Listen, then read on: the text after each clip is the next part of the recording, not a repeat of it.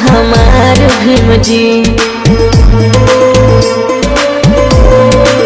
हो दई के गाए संविधानवा हमार भीम जी। ऊंच नीच के भेद मिटाए संविधान बनाए, ऊंच नीच के भेद मिटाए संविधान बनाए।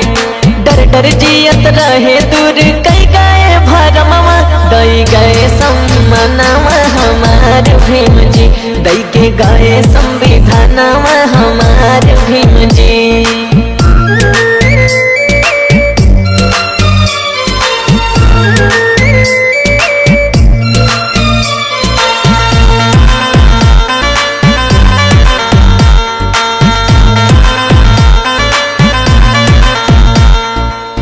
छूत के जहर में पहले कटत रही समैया,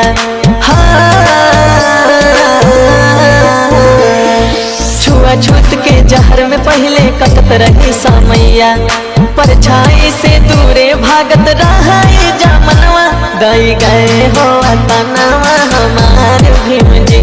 दई के गए संविधानवा हमार भीम जी।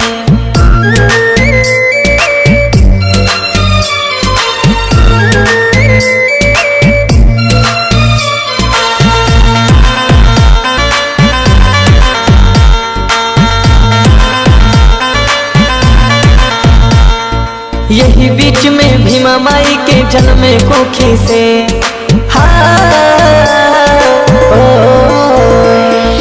यही बीच में भीमा माई के जन्म कोखी से।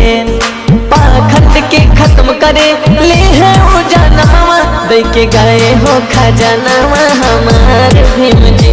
गौतम गावे गुण गानवा